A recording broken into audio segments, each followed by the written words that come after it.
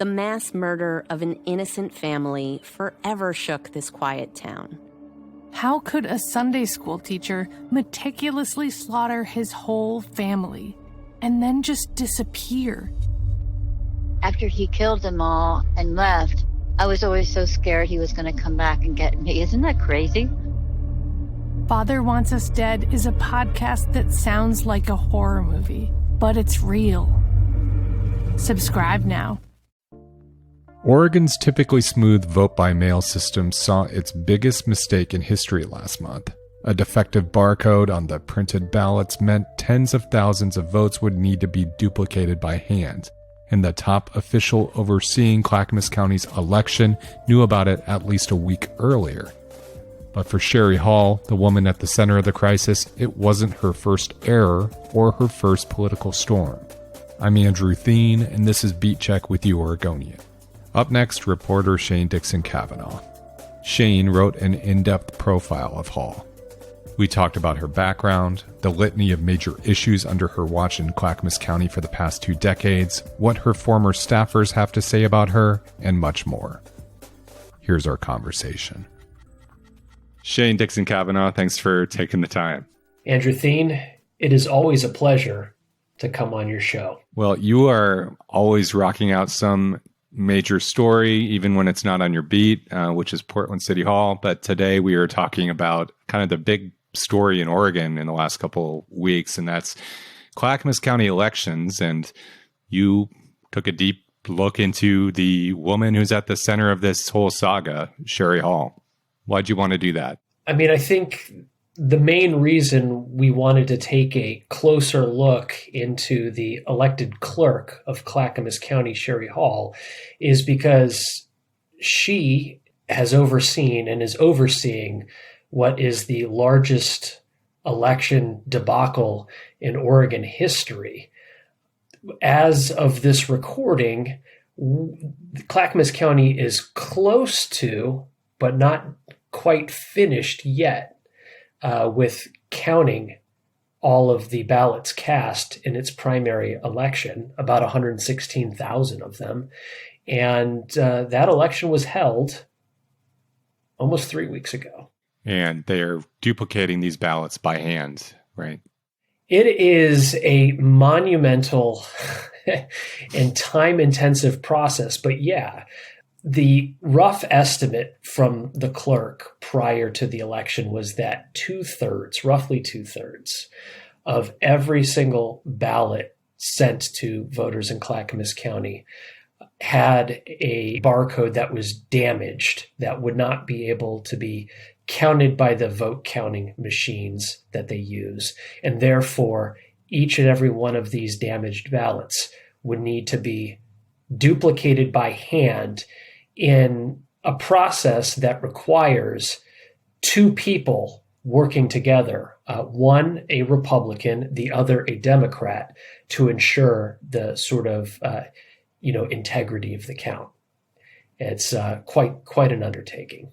So we can get into more of that saga a little bit later, but who is Sherry Hall? How did she end up in this position? What did you learn about her in your reporting? Yeah, and I think you've mentioned to your listeners earlier, I spend most of my time reporting and writing about politics and government here in Portland and Multnomah County. And I have had, prior to this adventure, had not spent a whole lot of time exploring the contours of the political landscape in Clackamas County. And it was a really sort of worthwhile venture. I enjoyed it. But I spent most of my time looking at Sherry Hall, this elected clerk in Clackamas County. The clerk is the individual who is the top elections official in that county. Most counties in Oregon still have this position as an elected office, but large counties like Multnomah and Washington and Lane don't. And so actually Clackamas County is currently the most populous county in Oregon that still has this position as an elected position, as opposed to an administrative one that has sort of a professional elections official overseeing elections as opposed to a political one. And Sherry Hall has been the county clerk in Clackamas now for almost 20 years. She ran for the office for the first time in 2002 and won, and has subsequently won every re-election since then, most recently in 2018. And this is in spite of the fact, and our story really takes a sort of deep dive into this, that this ballot fiasco we saw 3 weeks ago in Clackamas is not the first time that there has been a somewhat major or significant election mishap that has occurred during her time in office. And in fact, there has been many, many, many different, I don't know what the right word is. Mishaps, I guess.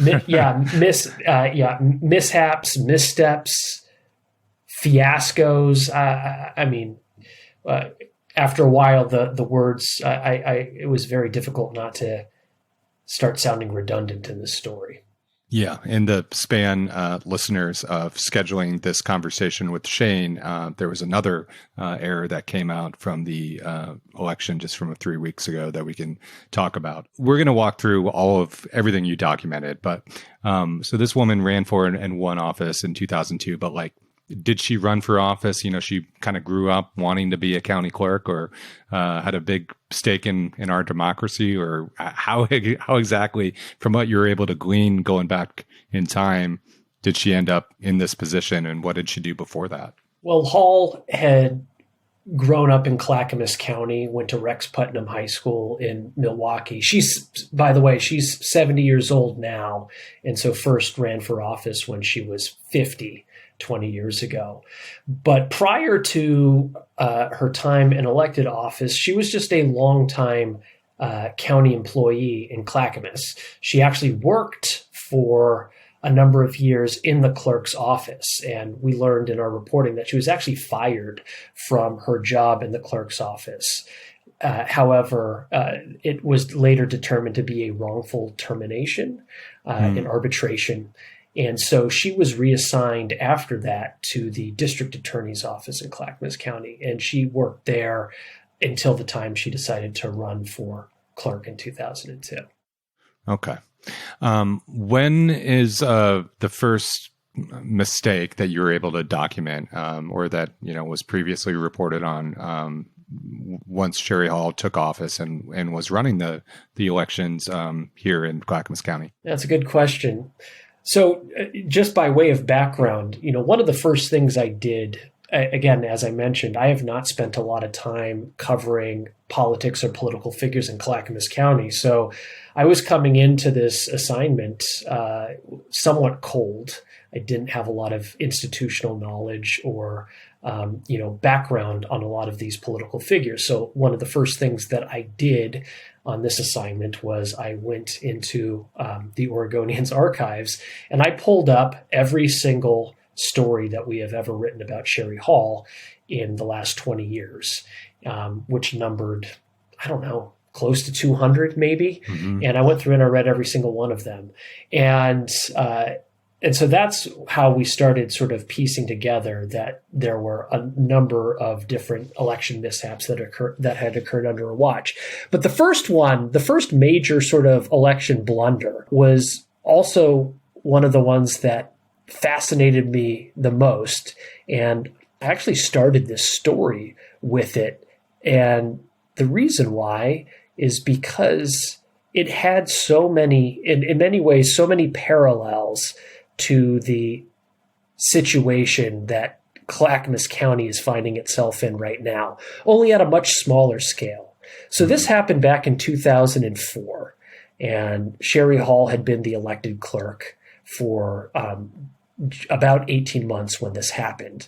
This was during the primary elections in May of 2004. And for elections in the city of Sandy, there were going to be a series of land annexation questions that were going to be put to a vote. And what ended up happening in that Sandy election was that a number of residents of the town ended up getting ballots that did not have the annexation questions on them, even though they were supposed to be on their ballots and they're supposed to vote on them. So these ballots that had gone out to residents in Sandy without the annexation questions, Clerk Hall was aware 10 days before that election that there were ballots that did not have all of the appropriate measures that people were to vote on.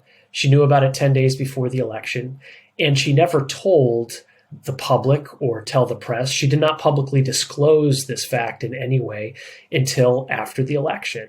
She didn't really even offer an apology. She just sort of casually acknowledged that she probably should have alerted folks prior to the election that there were issues with the ballots. In hindsight, that's what she sort of determined. That's what she said or told our newspaper back in 2004. And ultimately, what ended up happening was that one of the annexation votes had to be invalidated by a Clackamas County judge, and the election had to be redone later that year on the county's dime. So, so that costs both integrity, trust, and money, right? Correct.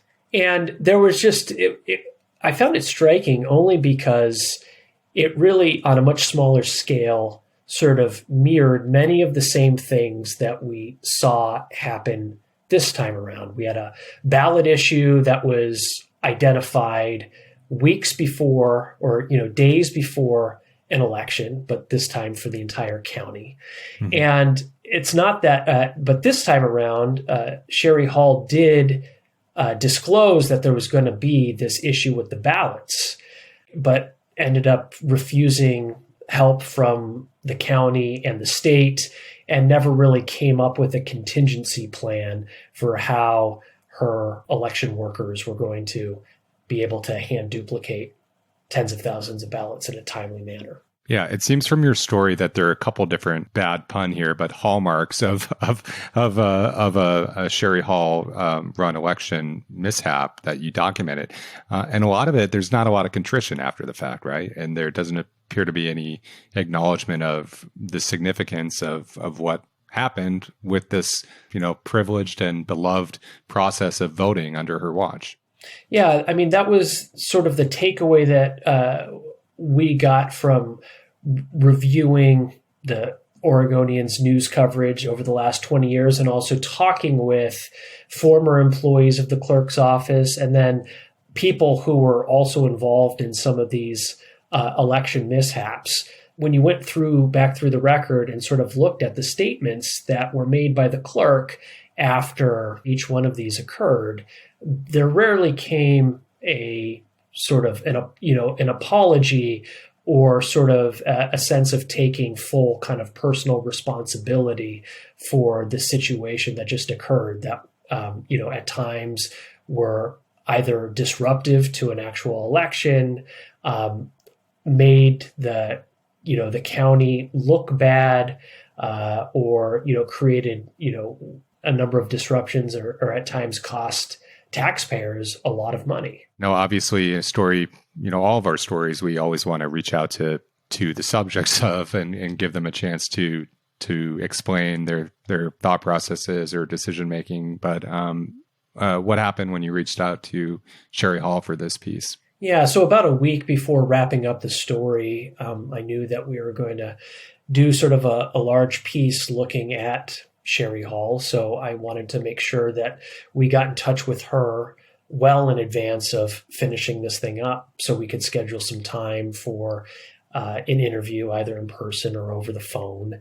And she declined to be interviewed for this story. She told us that she had nothing to add, at the time in which I reached out to her, and so declined to participate in the piece. Luckily, again, since she has been a public figure for so long, we were able to really go back through our archives and pull up a lot of material, both in terms of sort of her own personal history, but also previous statements that she made, and, sort of other interesting details or tidbits about, her life and her work.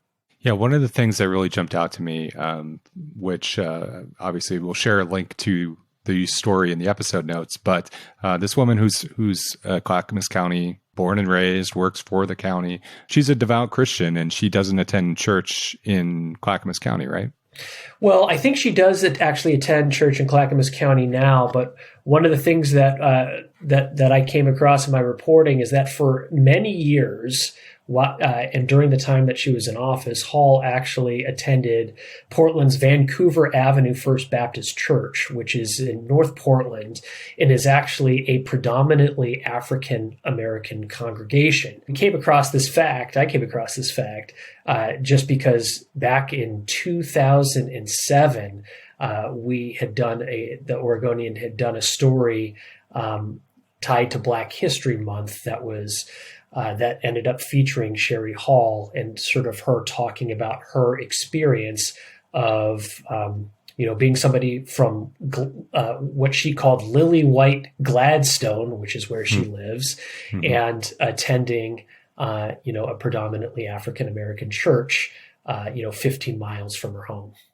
Yeah, that was just for some reason and seemed like an interesting piece of information. But yeah, let's get back to some kind of the list of errors under her watch before we talk about other discoveries that you made. Another element of your reporting and documenting these mistakes or places where Sherry Hall has been reprimanded is where politics have entered the fray. Can you talk about, this is a nonpartisan office, but how politics have factored into the county clerk's office or her work?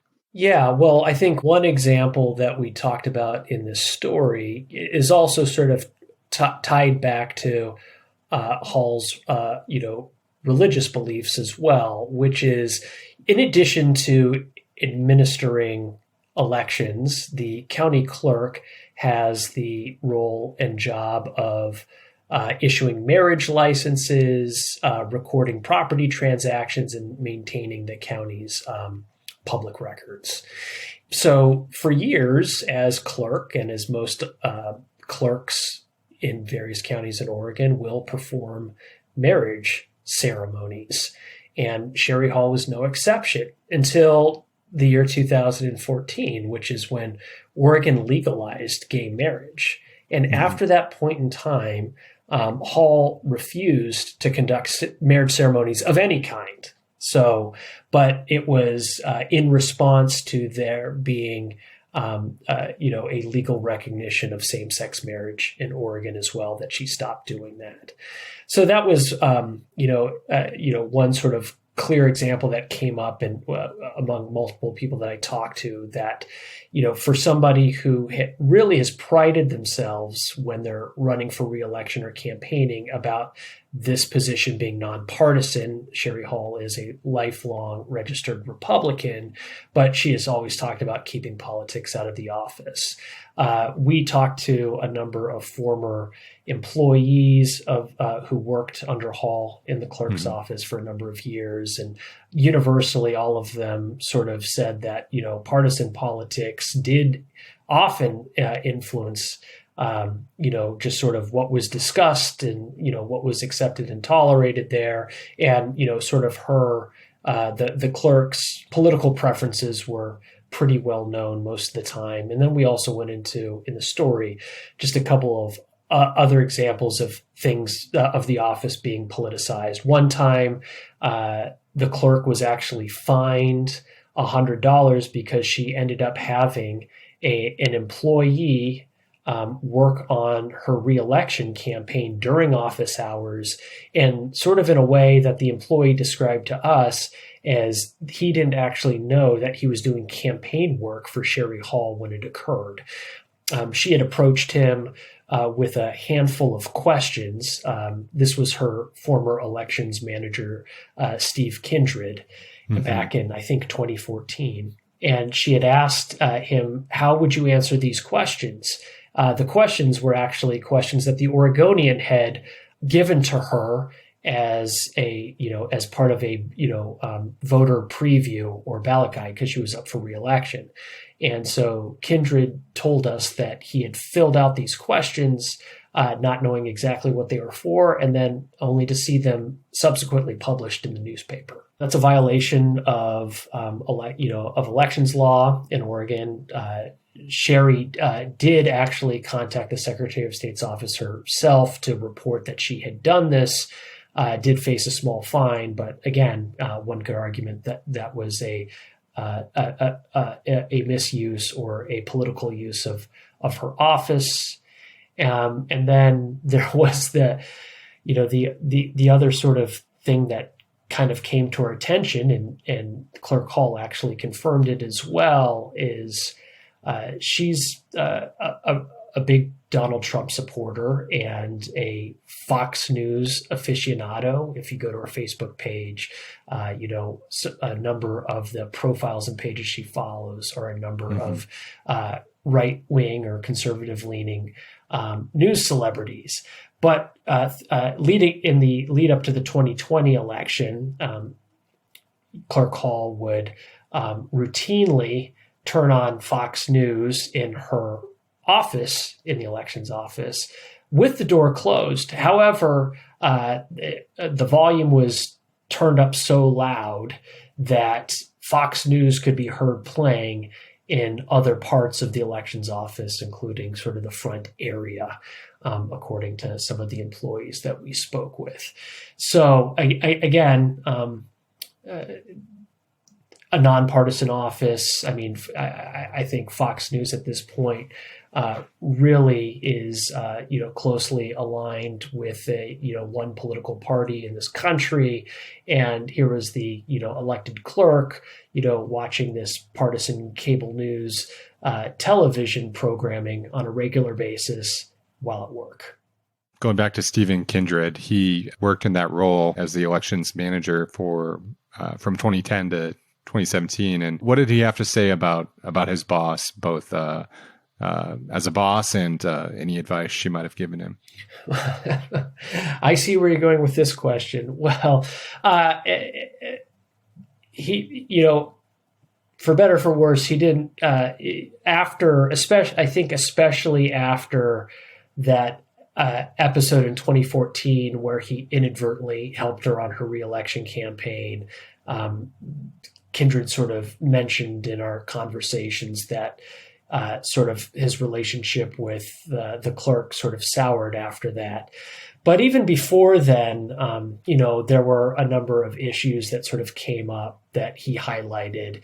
He worked as the elections manager, which is sort of, beneath the clerk, the main elections official in that office, so responsible for running all of the elections in Clackamas County alongside the clerk. That's a pretty big, important role in local government. And Sherry, his boss, according to him, had only during the entire 7 years only gave him one piece of work advice. And he quoted it directly to me, which was, and this was in reference to his subordinates, was, quote, always keep them guessing. And he seemed to have found that to be some perplexing advice. And in fact, I think told us that at the time he thought that was among some of the worst management philosophy or advice that a boss could give to somebody. Let's take a quick break, then we'll finish up with Shane Dixon Kavanaugh.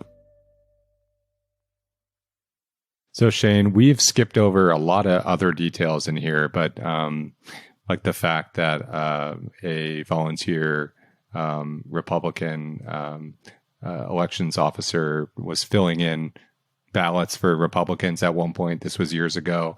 Ballots have gone missing under her watch. And she, as you reported, and as you said here, she's continually been reelected. What's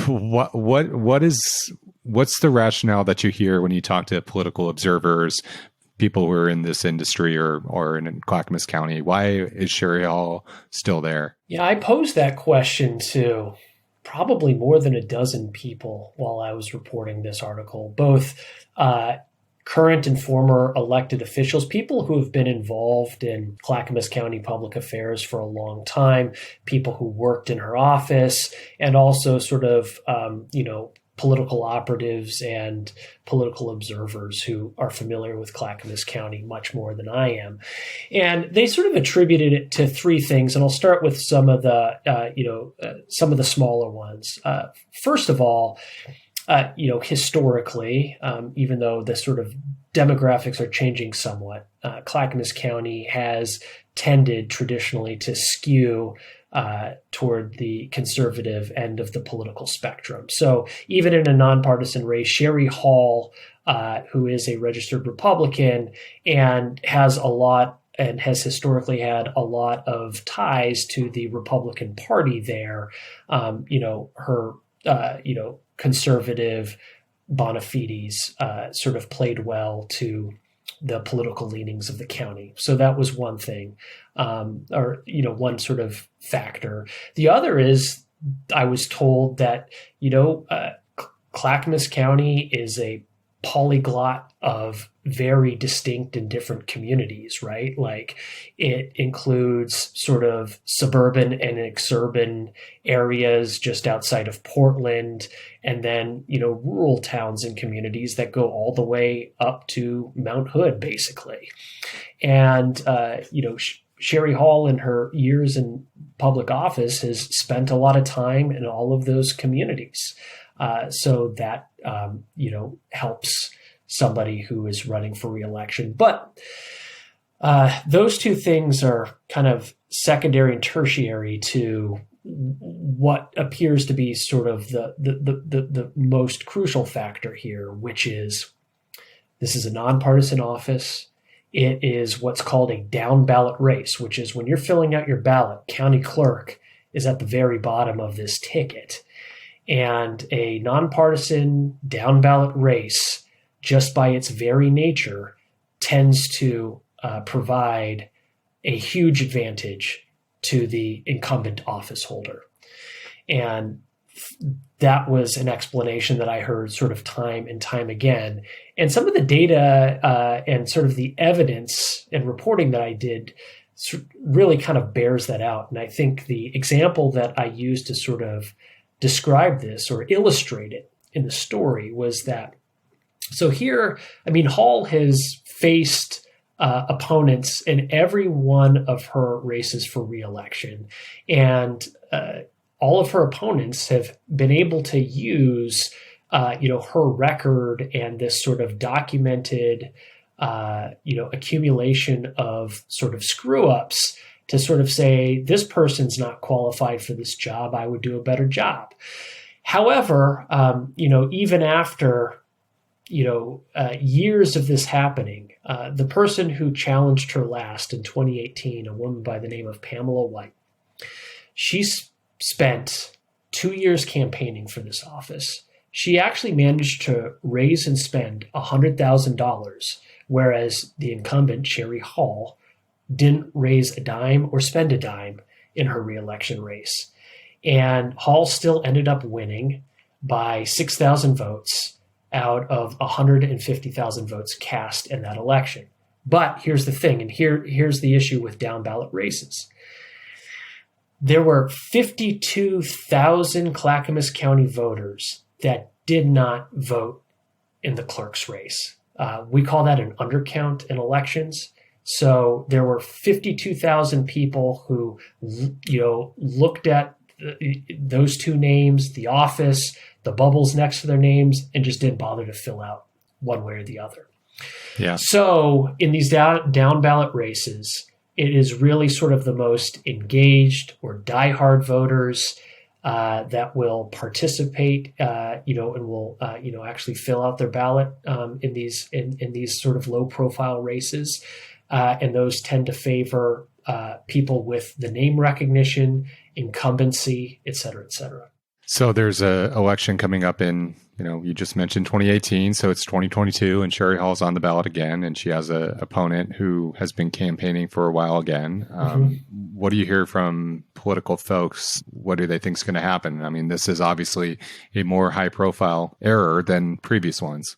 Yeah, what has been sort of described to me is, even if you can go back and look at 20 years of newspaper coverage, both by us and, the Pamplin papers have also covered Sherry Hall's tenure extensively. And while there are these, on paper and people who, among journalists and political folks, some of these errors appear to be quite concerning and at times egregious. But at the end of the day, these are sort of scandals, political scandals that just don't make waves with many voters and haven't. But this time around appears to be pretty different. I mean, just the scale of the mistake, the fact that it happened countywide, the fact that it's happened at a time when people are more concerned with the integrity of local elections that sort of at any time in recent history. The fact that, this was sort of a nationally embarrassing event to occur for the county. It's given the county a black eye. It's damaged in some circles, damaged the credibility of Oregon's pioneering vote by mail system, et cetera, et cetera. So, it's quite clear that this situation is on a magnitude and scale far greater than any of the other previous ones that Hall has sort of overseen or mismanaged. And so, but she at this time is still planning to run for a re-election. Her name's going to be on the ballot in November alongside one opponent. And she has indicated that she is going to still seek re-election. I think folks believe that she's going to have a tougher race this time around than at any time before, but she's also won re-election for other times. So we shall see. Well, it's interesting that you have a situation where the Secretary of State in Oregon is a Democrat from Clackamas County, and some of the more prominent lawmakers in the state are Democrats in Clackamas County, if you count Janelle Bynum. So I'll be curious to see all the ways that, despite all the other things that'll be on the ballot, whether the Clackamas County clerk's race will be a big ticket item everyone's going to be talking about. Yeah, I mean, it would reason to guess that it would be. Just again, because we all sort of recognize how important elections are, how they are, fundamental to the democratic process, and that really, people talk about voting in semi-religious terms. We talk about the sacredness of the vote, and so making sure that elections integrity holds up, that that people's votes are secure, that we know that things are going to be fair and competently carried out. Those things matter quite a bit. So, I would not be surprised if even 6 months from now, this is still going to be an issue that voters are thinking about when they fill out their next ballot in Clackamas County. Well, I mentioned earlier that there was another snafu that popped up in the time we scheduled this interview. So just to close the loop on that, there were, other counties are inputting vote tallies electronically, but I believe that there was a handwritten or hand inputted voter count for some of these still undecided races that was submitted and was incorrect and only fixed thanks to the media highlighting it. So this continues, I guess. I guess so. All right, Shane. Well, thanks so much for an interesting read and for walking us through it and taking time to talk about it. Yeah, thanks so much, Andrew. And yeah, I would really encourage, I feel like even if we were talking for 20, 25 minutes or so, that we barely scratched the surface on a lot of the different topics that we're able to really get into with quite a bit of depth and precision in the piece. So I would encourage your listeners, if they're interested, to check it out. Will do. Thanks for listening to Beat Check with You Oregonian. I shared a link to the Sherry Hall profile in the episode notes. If you like this show, give us a 5-star rating and review in Apple Podcasts. It really helps others find the show. And tell a friend. Help spread the word. The best way to support our journalism is through a subscription to Oregon Live. You can do that at OregonLive.com/pod support. Until next time.